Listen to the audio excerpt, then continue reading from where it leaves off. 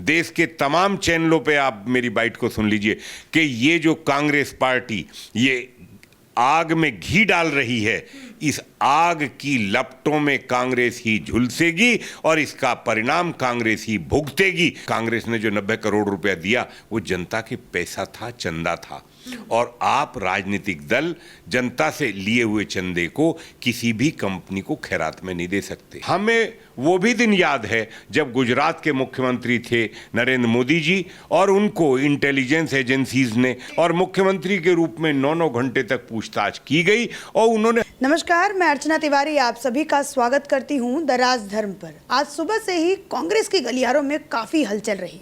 हमने ये देखा कि कांग्रेस कार्यालय के बाहर कांग्रेस के कार्यकर्ता सड़क पे उतर गए। वो बिल्कुल, अब ये अग्निपथ का आपको याद है, अग्निपथ के किस तरीके से प्रोटेस्ट हुआ था, सड़कों पे आकर के इसी तरीके से कांग्रेस सड़क पे आई थी, प्रोटेस्ट कर रही थी। ठीक वैसा ही मुझे कुछ आज मंजर जो है कांग्रेस कार्यालय के बाहर देखने को मिला। वहाँ पे शायद पानी भी उनके ऊपर, उनके फोर्स को कम करने के लिए गिराया गया। पुलिस को खासा बल प्रयोग करना पड़ा उनको कंट्रोल में लाने के लिए, और जगह जगह पे जो है गाड़ियां भी जलाई गई, स्कूटर्स भी जलाए गए, बसों में भी आग लगाया गया। तो काफ़ी ज़्यादा जो है कांग्रेस के कार्यकर्ताओं को मुझे गुस्सा देखने को मिला। और वो भी किस लिए? क्योंकि ईडी की आज पूछताछ थी सोनिया गांधी के ऊपर। उनका मानना था कि जी सोनिया गांधी को तड़पाया जा रहा है, सोनिया गांधी के साथ भेदभाव किया जा रहा है, सोनिया गांधी के साथ गलत हो रहा है। ये सारी बात कांग्रेस के कार्यकर्ताओं की थी। लेकिन आज मैं जिस शख्स के पास बैठी हूँ वो शख्स सोनिया गांधी के काफ़ी करीबी, या फिर मैं ये कह सकती हूँ कि थिंक टैंक भी रह चुके हैं कांग्रेस के अंदर। मैं ये बात ऐसे ही हवा में नहीं कह रही हूँ, मेरे पास इसकी तस्वीर भी है। आप इस तस्वीर को थोड़ा सा जूम करेंगे तो आपको यहाँ पे बैठी मिल जाएंगी सोनिया गांधी और उनके बगल में कृष्णवीर चौधरी। जब किसान आंदोलन का मुद्दा उठा तो आपने कृष्णवीर चौधरी सर को खासा अपना जवाब देते हुए, किसान आंदोलन पे जवाब देते हुए, किसान आंदोलन पे बात करते हुए इनको आपने टीवी पे ज़्यादातर देखा होगा। आज चूँकि ये कांग्रेस के खास थे, कभी कांग्रेस के थिंक टैंक रहे, आज हम इनके पास आए हैं बातें करने के लिए। थोड़ा बहुत डिस्कशन करेंगे कि क्या है मामला अंदर का, सब कुछ जानेंगे। तो चलिए बातचीत की शुरुआत करते हैं। सर, आपका बहुत बहुत स्वागत है हमारे चैनल के ऊपर। सबसे पहला मैं सवाल पूछूंगी, क्यों है गुस्सा कांग्रेस के कार्यकर्ता? क्यों है सड़कों पे? क्यों जल रही हैं बसें? क्यों जल रही हैं स्कूटर? देखिए, लोकतंत्र में हिंसा के लिए कोई स्थान नहीं होता, दुनिया के किसी देश में नहीं होता। जहाँ तक सरकार की एजेंसीज का सवाल है, वो अपना काम करती हैं और करती रही हैं। आप ये देखिए, क्या नरसिम्हा राव जी की सरकार के टाइम में हवाला का मामला नहीं उठा था? क्या उसके लिए सीबीआई ने तमाम दिग्गज नेताओं से, लाल कृष्ण आडवाणी जी से, डॉक्टर बलराम जाखड़ जी से और कितने लोगों से जांच की थी? जांच करना उनका काम है, जवाब देना आपका कर्तव्य बनता है। आप कानून का शासन देश में है, तो कानून के तरीके से हम सबको चलना होता है। हम तो ये देश तो गांधी जी के अहिंसा के रास्ते पे चला है, हिंसा के लिए कोई स्थान नहीं है। हिंसा व्यक्ति फ्रस्ट्रेशन में करता है। अच्छा। आखिर क्यों हिंसा? अगर ईडी जानकारी चाहता है तो ये कोई आज का मामला नहीं है। जब यूपीए 2 की सरकार थी तो ये 2013 से मामला ये सुब्रमण्यम स्वामी जी ने उठाया था उस समय। तो उस समय आपकी सरकार थी, उस समय उठाया था। बात इतनी है कि नेशनल हेराल्ड, जो बहुत पुराना अखबार देश में था और ये बहुत सारे कई हजार उसके सदस्य थे, उन सब के सहयोग से ये चल रहा था देश में। देखिए, आज़ादी के टाइम की बात अगर आप देखें तो परिस्थितियां भिन्न थी, और ये उस समय का अखबार जब कांग्रेस पार्टी ने शुरू किया तो चला आ रहा था और अब तक चला आता रहा।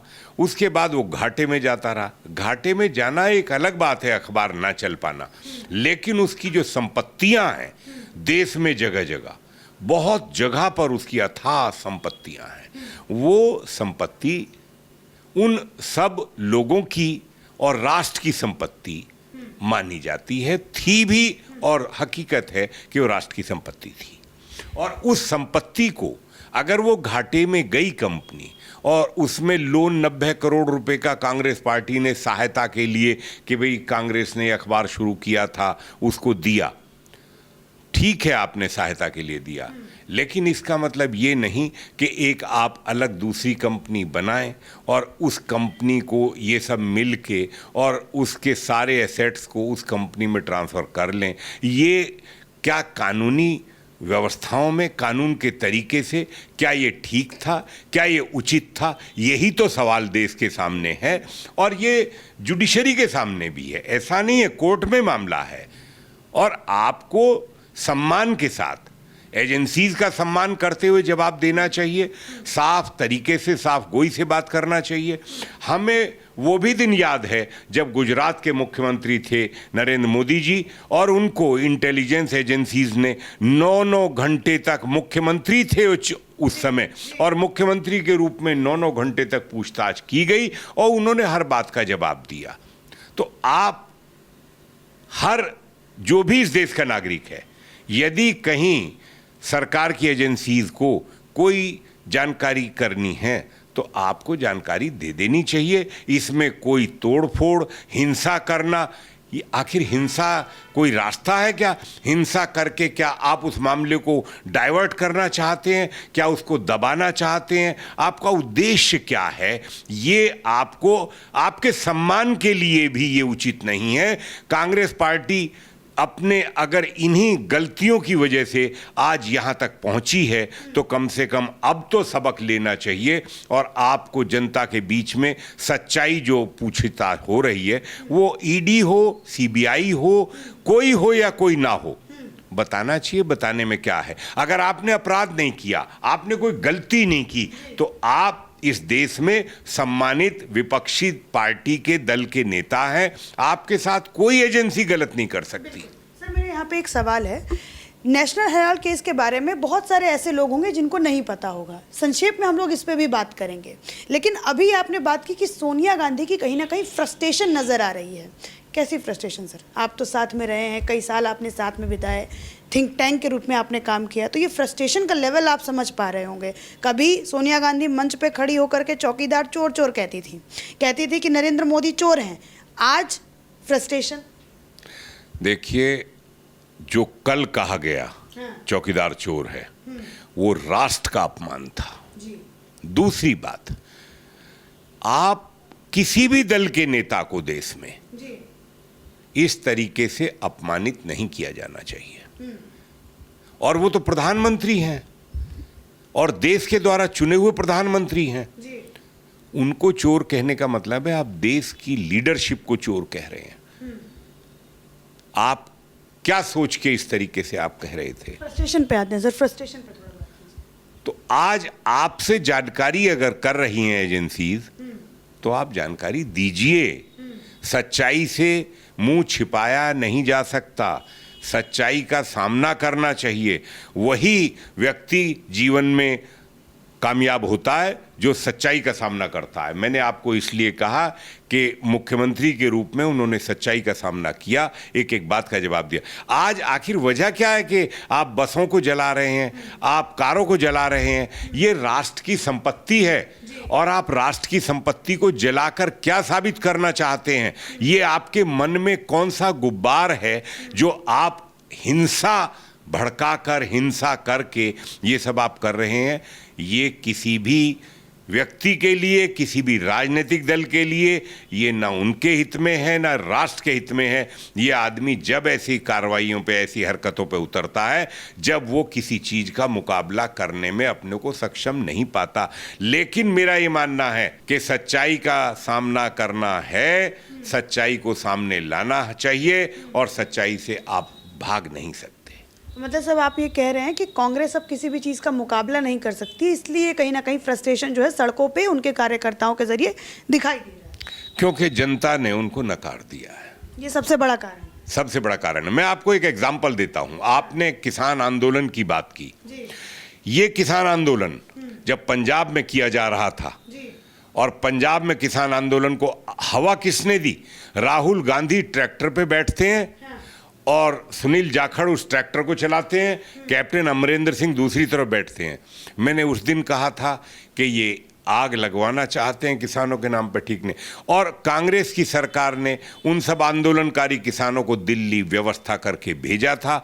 मैंने उस समय कहा था, देश के तमाम चैनलों पे आप मेरी बाइट को सुन लीजिए, कि ये जो कांग्रेस पार्टी ये आग में घी डाल रही है, इस आग की लपटों में कांग्रेस ही झुलसेगी और इसका परिणाम कांग्रेस ही भुगतेगी, और कांग्रेस ने पंजाब में उसको भुगता है। अगर कांग्रेस उस आंदोलन को सही तरीके से और ईमानदारी के साथ अगर ये कहते कि ना मंडी बंद होंगी, ना एमएसपी खत्म होगी और ना आपकी कोई जमीन छिनेगी, आपको गुमराह किया जा रहा है, तो ये न दिल्ली के लाल किले का अपमान होता, ये राष्ट्र का अपमान नहीं होता। इसके लिए आप सबक सीखिए और आगे। अब आप फिर गलतियों को दोहरा रहे हैं। गलतियों की पुनरावृत्ति करना ना आपके हित में है और ना राष्ट्र के हित में है।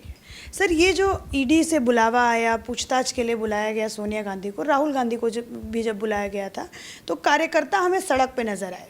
तो आपने कभी इतने साल के आपके करियर में कभी ऐसा मंजर देखा है क्या कि अगर किसी राजनेता को बुलाया जाता है, कोई सीबीआई बुलाए या ईडी बुलाए, तो उनके कार्यकर्ता जो हैं हजारों की संख्या में आकर के बवाल मचाने लग जाए? कभी आपने ऐसा? कहीं भी हमने ये नहीं सुना आज तक कि यदि कोई एजेंसी ईडी अगर जानकारी चाहती है और आपसे लेन देन की, संपत्ति की पूछा जा रहा है, आपसे बैंक अकाउंट पूछे जा रहे हैं, आपकी ईडी क्या पूछता है? ईडी संपत्ति पूछता है, ईडी बैंक अकाउंट्स पूछता है, आपके लेन देन पूछता है। जब आपका सब कुछ साफ सुथरा है तो आप बता दीजिए, डर किस बात का है? और जब डर नहीं है तो फिर हिंसा क्यों? हिंसा हमने कहीं नहीं देखी। ऐसे तो हर आदमी जो है हिंसा करेगा देश में। कल को सुप्रीम कोर्ट भी कोई डिसीजन दे दे और उस निर्णय खिलाफ आपके खिलाफ हो तो आप उस पर हिंसा करेंगे फिर कल को। तो ये लोकतंत्र के लिए खतरनाक प्रवृत्ति है, ये सोच लोकतंत्र के लिए खतरनाक है और ये देश के लिए खतरनाक है। ये राजनीतिक दलों की सोच हिंसा के लिए भड़काना, आग लगवाना और कार्यकर्ताओं को सड़क पर आप आंदोलन करिए, आप शांति से बैठिए और शांति से आप अनशन कीजिए, आप अपनी बात कहिए। शांति शायद भूल गए हैं कांग्रेस वाले। शांति भूल इसलिए गए कि सरकार को, जब सरकार थे ना, अभी वो दिमाग में सत्ता का नशा उतरा नहीं है, जनता ने उतार दिया, ये समझ नहीं पा रहे। अगर उसको समझ लेते 8 साल में और सही रास्ते को आगे चलने का प्रयास करते, तो जैसे एक एक प्रदेश से सुपड़ा साफ हो रहा है कांग्रेस का, वो शायद ना होता। सर, अभी ये कुछ लोग ये भी सवाल उठा रहे हैं कि नरेंद्र मोदी जी जो हैं, ठीक है, हालांकि ईडी उनके अंडर नहीं आती है, लेकिन फिर भी ये लोग कुछ कह रहे हैं कि 8 साल हो गए नेशनल हेराल्ड केस को लाए हुए, लेकिन अभी तक फैसला नहीं आया, अभी तक सुनवाई नहीं हुई है। नरेंद्र मोदी जी को भी सुप्रीम कोर्ट से बिल्कुल वो क्लीन चिट मिल गई है जी, इनका कोई वो नहीं था। तीसरा जी तलवाड़ का भी सामने आ गया, गुजरात का दंगा पे जिनको आरोप लगा था कि मतलब एक नया डायरेक्शन देने की कोशिश की थी, सब कुछ हो गया, लेकिन ये हेराल्ड केस वाला का सुनवाई नहीं हो रही। इसमें क्या देरी इतनी क्यों? आप एक बात बताइए, तीस्ता सितलवाड़ का 2002 का मामला आज 2022 में मोदी जी को क्लीन चिट मिलती है।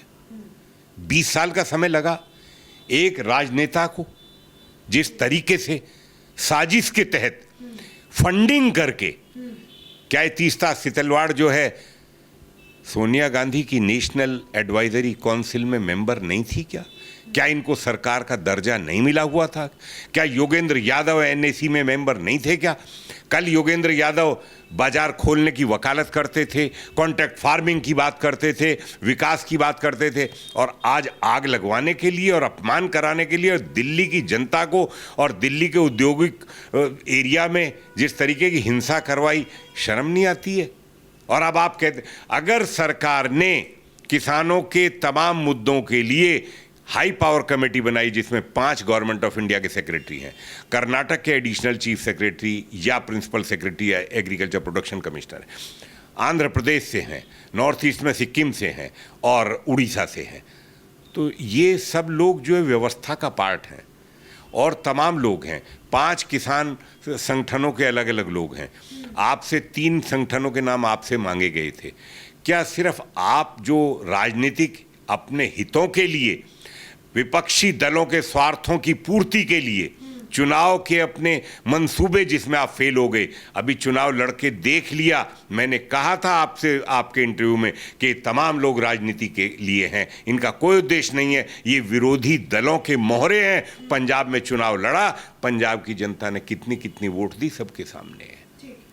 तो ये जो चीजें हैं, ये सच्चाई है कि मोदी जी के खिलाफ तीस्ता सितलवाड़ जो है पैसा लेके फर्जीवाड़ा करके, और सुप्रीम कोर्ट ने इस बात को स्वीकार किया कि फ्रॉड है पूरा। तो ये जो फॉरेन फंडिंग है, वो फॉरेन फंडिंग से ही तो दिल्ली में किसानों का आंदोलन चलवाया गया। ये कहाँ से आते हैं फंड्स, कौन व्यवस्था करता है? जैसे तीस्ता सितलवाड़ की हुई, वैसे ही किसान आंदोलन की फंडिंग की व्यवस्था हुई। तो ये सब हिंसा वो लोग करवाते हैं जिनके अपने राजनीतिक स्वार्थों पूर्त नहीं हो पा रहे। मतलब आप कह रहे हैं कि उसको, मतलब जब नरेंद्र मोदी जी को 20 साल लग गया, तो इसमें भी अभी और समय लगेगा हेराल्ड केस की सुनवाई होने में? नहीं, हमारा तो ये मानना है कि सुनवाई अदालत को करनी चाहिए, और ये जल्दी चाहते हैं तो देश भी जल्दी चाहता है। अगर ये निर्दोष हैं तो जल्दी निर्दोष साबित हो जाएंगे, और अगर कोई गलतियां की हैं तो उसको फेस करने के लिए संक्षेप में सर मैं चाहूँगी, ये जो नेशनल लॉ केस है जिसके लिए सोनिया गांधी को ईडी की पूछताछ के लिए बुलाया गया, संक्षेप में अगर ब्रीफ में अगर आप बता सके कि क्या है क्या नहीं है।